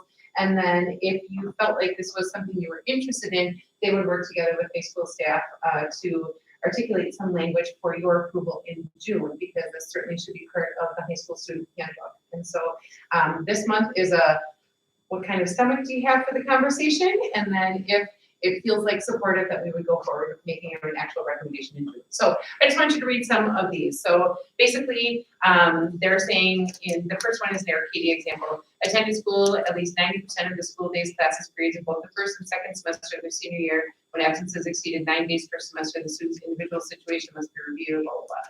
Then they have to participate in graduation practice, abide by the rules for participation in the ceremony, have not been suspended either in school or out of school during the week prior to the week of graduation ceremony, and then the fees, fines, detentions, all of that stuff. We currently do have the fees, fines, all of that stuff, and then some, I don't even know if we have behavioral that last week. I don't even know if that's in there, but. So are we basically looking to really nail down what we expect of seniors to encourage them to? Clarity and expectations, 100%. So it's not like we're trying to back off of them in order to let more kids hear. Correct. Okay. It's clarity and expectations, but know that it's going to mean some kids are not going to get to walk. And so the way I feel about it, if we set the bar at like 90% attendance, it could dip 98%, below 90%, and then a call goes home that says, ceremony in jeopardy, you are below that mark, you've got another 6 weeks, pull it together. You know, as long as the communication is quick, that tells them about it, that they don't, get to a point by the beginning of first semester that it's already impossible mathematically for them to get it back up to the 90%. So we don't have graduation ceremony requirements currently? Not that are linked to student attendance. We do not have any graduation ceremony linked to attendance. And so that's really the gist of what they're asking for. This is GET, and they also say, thus we expect students to attend a minimum of 90% of all scheduled class periods during terms 3 and 4 to be eligible to participate in this ceremony. So they're keeping it to the second half of the year. And then this, So then attendance could be online as well, correct? certainly. Mhm. Mhm. Well, that would certainly help us if we retrieve those 5 points. Would be a piece of it. And to me, it's all about clarity of expectation and notification when the problem starts, as opposed to, you know, kids sitting there at 89% and chooses to skip on senior skip day and, you know, then can't walk in the ceremony. But it's not a gotcha, it's a Choice. clarity of expectations and then reinforcement throughout the year. Is that something that you think you are interested in? What I asked them to be prepared to share with you in June is what is our current before COVID senior attendance rate for this year and last year, so that we have some frame of reference. And they use 90%. I don't know what our current one is. They weren't able to pull that together when I asked. And so before you make a decision, I will have for you what the last 2 rates have been. I don't know how you guys feel. I don't know if I would want it for the whole year or semesters 3 and 4. We're trying to probably. High school is, semester, it would just be, first or second. yeah. I don't know. how I can just- I think it's worth us looking at. When is the final version of the high school one has usually been put off until July because they don't have that printing requirement that they used to. So theirs are usually due in July. It's worth having a, Put them together? yes. Sounds great. See any opposition on that? All right, so I appreciate that. You received the monthly expenditure reports in your packet. Anything that you have questions about? We have Jill available if you want to text us in the I have 2 questions, just kind of odd question about that seemed odd, but I couldn't, when I went through this, I found it online and I couldn't find Oh, it here. shoot. So I don't know how to ask them, but one was there was a positive action incorporated that we spent money for. What was it? It looked like a program or something, it was about $7,000. I was just curious. I wonder if that was some of the SEL curriculum that we purchased for the second part of that behavior conversation. We did the social emotional learning curriculums at each of the buildings. And 7,000 really, it feels like that's where one of those buildings were. And then there was a for child support, and that was on page 7, but there's several page 7s. And I thought, well, what are we doing with child support in our budget? Well, there might be an individual who had their rechecks. Oh, There- okay. there might be an And that individual. comes out of the, yeah, that's Comes out of your interesting, paycheck. that that's itemized out, I thought that was really strange. Yeah. So we're just strange little things at this one. Okay, any other questions or discussion? Is there a motion to approve the monthly expenditures? So moved. Okay. All in favor, say aye. Aye. Opposed? Motion carried. CISA contracts. All right, it looks a little different this time. I'm sorry, I'm gonna find it. Jill just said, yep, payroll deduction. Okay. Thanks, Jill. There wasn't the name on it. Maybe said it out loud, right? That must mean that they can hear us as well, so that's good.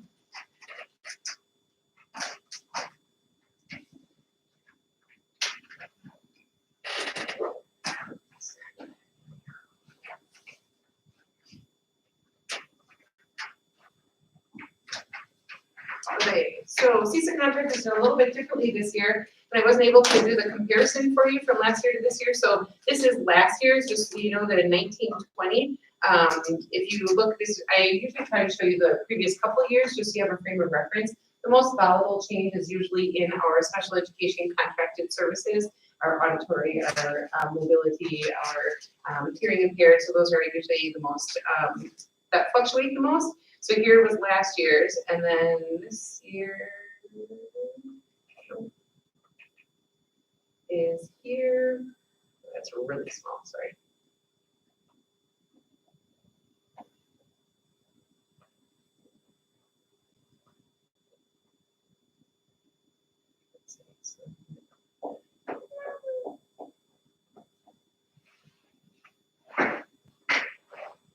It's all or nothing. It's tough, that's not all filled in, or it's gone. Or you don't happen to remember how many pages it was, do you? I don't. Like we're missing a page. You're missing some information, I had a question. Here we go. Okay, now we're rolling. So our special education total alone was the 89. Is there a- What was your question, Patty? It was just about the one section there that was Seats for, Yes. So SEEDS is the electronic system that all of the IEPs go into. So it is really a software program that Tammy Kubasa uses and all of our special ed teachers use.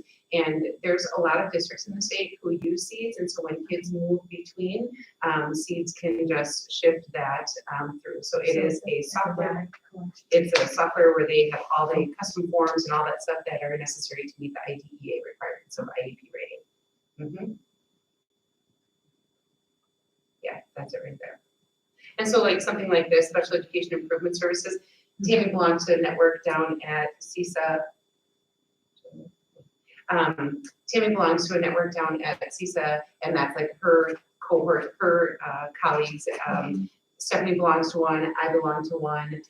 Jill does not, they do something outside of CISA. I think the business people kind of go it on alone, but they all get together as well. So that's what those services would be so it's there. organized by region? Yes, so there's 26 districts in our CISA. And we're the northernmost, and there's people, they drive an awful long way to get there. So, yeah. Any other questions about our CISA contract? To be honest, we've not purchased any additional services. The one that we relied on very heavily as the state stops us sending in paper reports a lot, it's all part of this WISE data. And they call it WISE, but really it's not. It doesn't feel very wise when you're trying to navigate those forms. There's a lady from CISA who comes up here and meets with Tammy Kilbasa and all of our secretaries, and they just keep plodding away at that. Every time they pull data, we get a ton of error reports, and we just really appreciate that help. So that's one service that we have increased, but the rest of them really are the same as we've used in the past.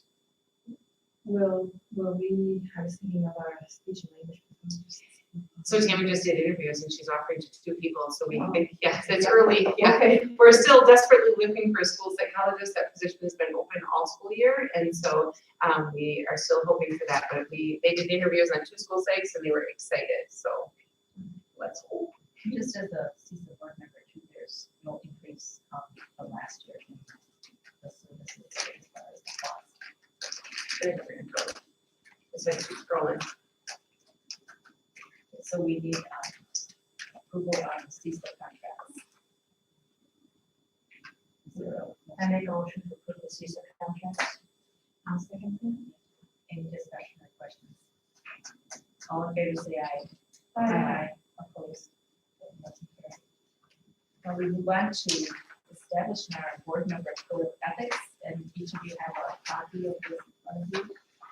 We can add to this or take away. I think we can just go down one by one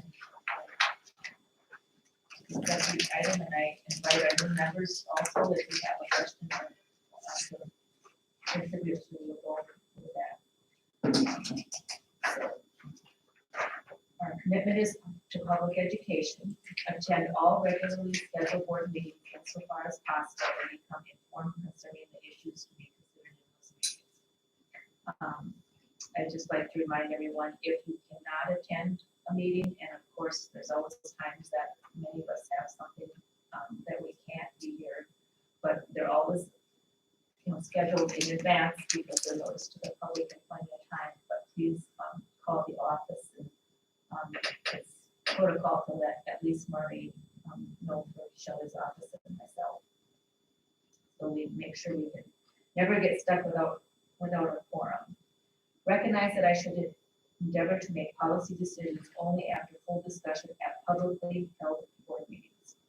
Any questions or discussion on that? All school board meetings and discussions belong here in the boardroom. I want to go back to number 1. Okay. How do you feel about, I know you get to look at who looks at their materials online. Is that was number 1? How do you think we're doing with that? Well, that is part of being prepared. So on Moodle, you need to log in and review materials in advance before meetings and committee meetings. A lot of work goes into this, and if we had those packets printed out, we know it would be this thick. So you have an opportunity to scan on those at least, and be prepared, print off anything that you want. Further discussion on it, but absolutely, that is part of the responsibility. Come here prepared. So get ready to discuss. No, That's something we should work on. no, we need to be prepared. Yes. if anyone wants a full written packet, Marty can certainly do that. Just let her know that you'd like the whole thing paper and she can make that happen. And we used to do that, it's not paper, but there's, as you know, there's a lot of work that goes into it. Render all decisions based on the available facts in my independent judgment and refuse to surrender that judgment to individuals or special interest groups. Discussion.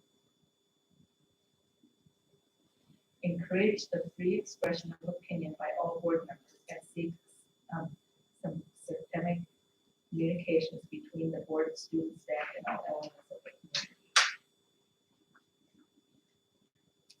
Anyone have any comments on how we're doing on that?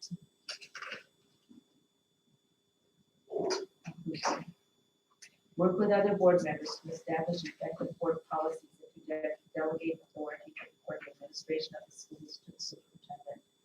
Now we, in our reorganization meeting, will decide on what committees we want, and right now we do have a policy committee that we have board representation on that. The process is to bring it to the full board after the committee reviews it. Speak up if you have a question or a comment. Communicate to other board members and the superintendent expressions of public reaction to board policies and school programs. If you're out in the public and someone has a question or something about what's happening, if you don't have to be the full person responding back. I mean, we have a chain of command. Refer them to the person that they could answer that question. Often if it's a issue with a student at the high school or something, refer them to the teacher first, the principal, and might come this direction, but it's not up to the board to micromanage those problems. It's good for the chain of command. Any questions or comments on that? Inform myself about current educational issues by individual study and through participation in programs providing needed information such as those sponsored by my state and National School Boards Association. We kind of get overloaded with information lately, especially on daily things. Wisconsin School Board Association, and for the new members, once you get your school email, you'll be included in all of that information, availability, and trainings that are available. Support the employment of those persons best qualified to serve as school staff and assist on regular and partial evaluation of all staff. That's in our policies, and I think we're doing a little bit on that. Okay. Avoid being placed in a position of conflict of interest. Speak to that. Take no private action that will compromise the board or administration and respect the confidentiality of information that is privileged under the applicable law. Every decision that the board is making is a board decision, and if you're feeling, if you voted against a board decision, vote for the board decision. Don't continue to go out and talk against it. Remember always that my first and greatest concern must be the educational welfare of the students attending public schools. That's the most important. Shelley did mention about the phone use in board meetings. I feel like we talked about that. It's hard for me to, as an adult, just tell another adult, put your phones away, but that is not appropriate for phone conversations that seem to be happening at a board meeting. In some cases, there'll be an emergency that you need to hear, or like tonight, of course, there's an exception of participation. We need to put that in. That's what we're asking, because it's an issue, and now that the public has really commented on it, that because our meetings are more open. You know, what are you doing?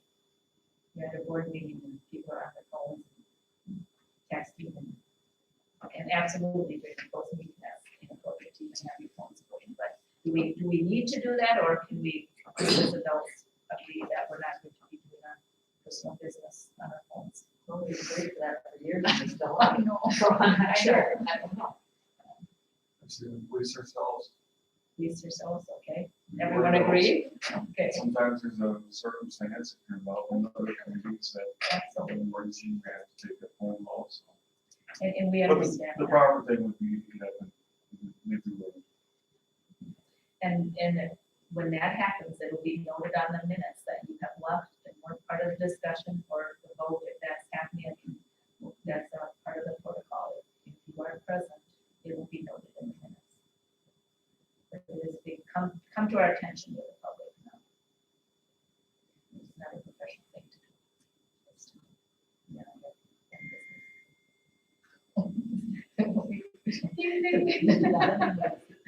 okay, is there anything in this code of ethics that you think we should cover that we haven't? And I'm just remind, we have our code of ethics up here that former board members gifted us, the accidentally had a frame, so we always remember.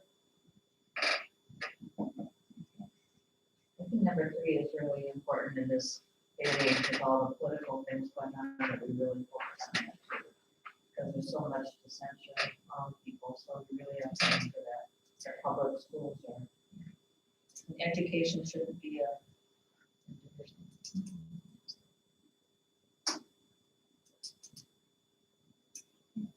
so we'll vote on adopting the present code of ethics.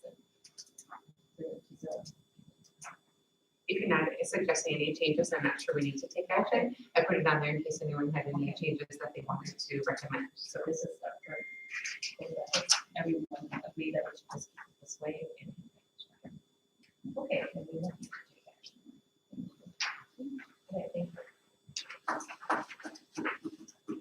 And meeting minutes to approve, they're in your packet, and those that you left filled out for question or discussion. Okay, is there a motion to approve? I move to approve the minutes from March 16th and March 26th meeting minutes. Patty seconded. Okay, all in favor, say aye. Aye. Opposed? Motion carried. Dr. Severson's report. Great, I shared a lot of heavy stuff, and I've got some fun stuff. So we'd like to celebrate Kent Lyman, our director of building and grounds. He has achieved his WASBO, WASBO Facilities Management Certification. Sorry about that. When he first received his position, that was something that he said he was interested in doing. We just got notified today that he's completed all the coursework modules for that. So congratulations to Kent. Next, I wanted to share the Presidential Academic Excellence Awards. That ceremony happens each May, and it is our 5th graders, our 8th graders, and our 12th graders that are celebrated for having a high GPA, 6.5 or higher GPA, as well as standardized test scores in the 90th 85th percentile, pardon me. That obviously can't happen, and so the admin team, I said, let's get really creative on what can we do. So we talked about like mailing them and asking the parents to send us pictures, and by the end of the conversation, they decided that they are getting in their vehicles and they are going to call and set on May 7th when the event was supposed to take place. They're going to drive to each one of those houses and give them their award, like the Publishers Clearinghouse going out to award all of them. And I just thought that that was great, because that is really one of my favorite gatherings of the year, because it's the 5th, 8th, 12th, kind of the completing of each one of those levels. And it just really is something for families to be very proud of. So when they go deliver, they're also going to take a picture. Then we'll have all those pictures to also advertise in the newspaper, as well as our social media posts and all of that stuff. So I was pleased with that creativity, and said I'd bring the balloons if we were going out. So, and then I also just wanted to highlight, as we had our other conversations about facility planning and referendum, the April 7th vote day. I don't know if you saw the results of, you probably saw a lot of it before the election, but following the election, I was really surprised. 91% of the school referendums that were on the ballot on April 7th passed. So in the midst of all of that chaos and everything else that was going on, it was 35 out of 37 referendums passed, and that was just really surprising to me. And so as we had talked at our last special meeting, we were going to pump the brakes a little bit in our further conversations, but I did want to highlight for you that we have continued working behind the scenes as we said we were going to. And Brian Brewer said that we could borrow up to $24 million, and that would not be any increase to debt levy from where we currently are. So again, you can't say, you can borrow 24 million for zero. No, it would mean that those debt service payments would not increase. And so last time that we had our referendum conversation, we were projecting a 99-cent increase.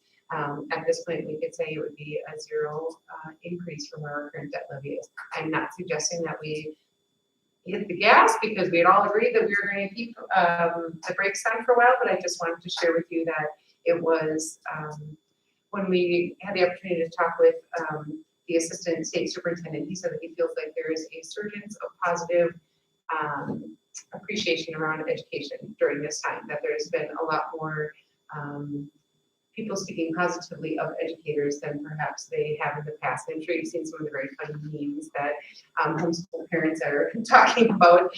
But in reality, I think that I was really pleased to see that so many people, even though their personal circumstances were so uncertain, that they still supported their local schools. I just think that that really says something about the work that we do in those communities. So just wanted to share that stuff with you. When we talked about the celebrations, what is happening with the scholarships? So the scholarship, all of the students are going to be notified.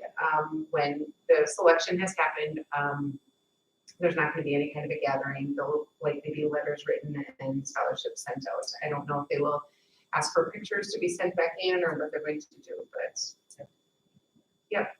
Because we had talked about if we put graduation off until July, we would want to wait with scholarships, and then we really decided that kids who are going to school in the fall will want to know sooner than that whether they've earned one of those scholarships. Well, the thing's really getting messed up. Yeah. You still can't have a gathering. You don't want to. Yep, hold on to those forever. So, yep. And next, we have Wisconsin Association of School Board. We've been having meetings. I participated in a webinar today, and you see they have all of their trainings out constantly. So take advantage of all that free time that you have and free training. I participated in one for presidents today on the changes in reorganization meetings and things like that that are happening because of COVID-19.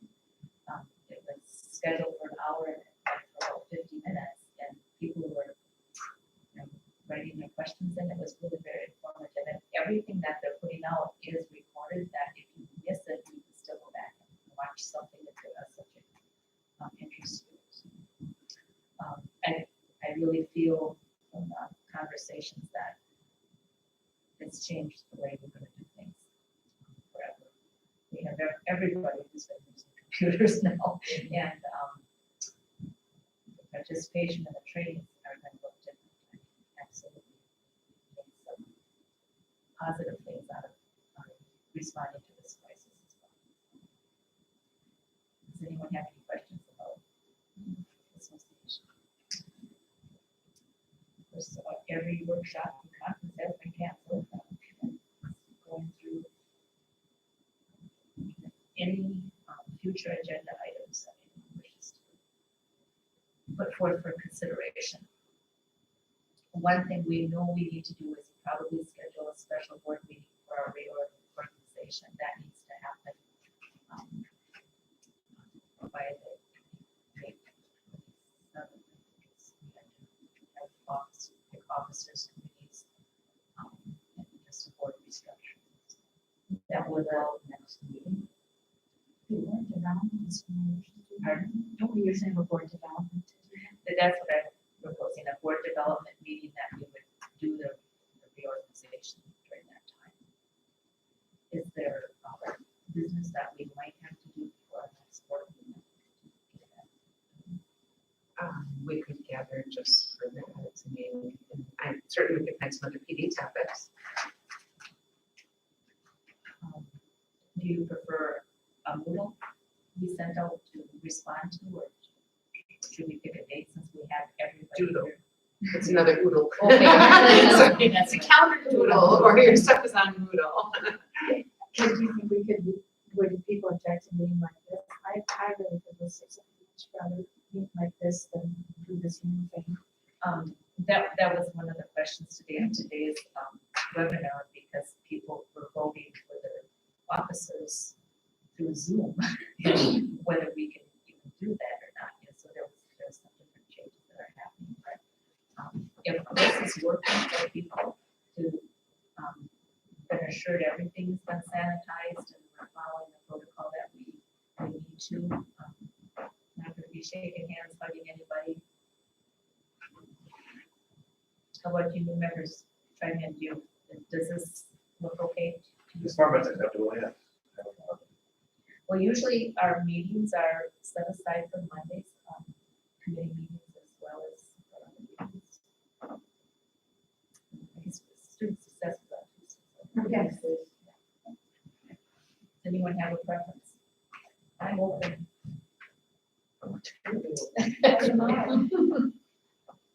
Okay, next on the calendar runneth over. That's That's okay. You know, for board development, maybe a little earlier, it's like 5 o'clock instead of 6. If I know I have. Trace, My employment is effective flex still with that. What is your preference for time? 6 o'clock works for me, 6 so o'clock. I know it's not. Okay. As a long meeting, usually a couple hours again.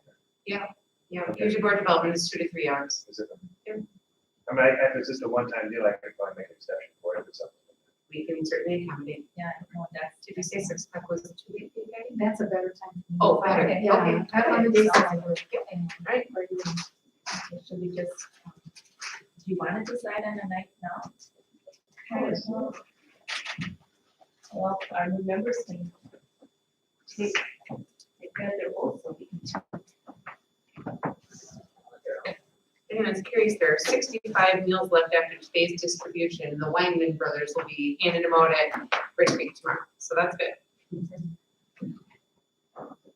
And are those available to all students or just the, Anybody under the age of 18, oh, not even just anybody? correct? Correct. Okay, do we want to go next Monday or in May? The 27th is when they officially take office, so if we wanted to meet that, maybe Would certainly you could. like to do that next Monday at 6 o'clock? Does that work for Ann? Does that work? That works. Everyone else, 6 o'clock next Monday? Board reorganization and board development. Can I ask for clarification? In the past, when we've done our board development sessions, we have not had people come. Are you wanting me to arrange to live stream that board development or not? Because it's not our regular scheduled meeting. Whatever you require. No, I don't. We're not required to do either. We're required to notice it and provide people the opportunity to view it. So we could say that if there's more than 10 people, they can't, I mean. Sign up ahead. I would do that. Yeah, Okay. I just noticed it as a board development. have we heard anything more about WIA? Are they officially? Spring season's closed. I just got a, their meeting is.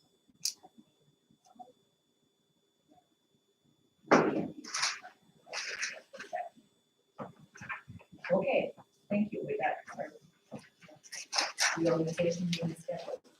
So, Friendly scheduled invite for that? Yes.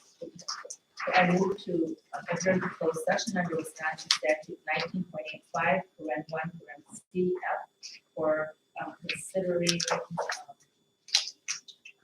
employment renewal, non-renewal, medical leave of professional employees in addition to discussing the evaluation of superintendent.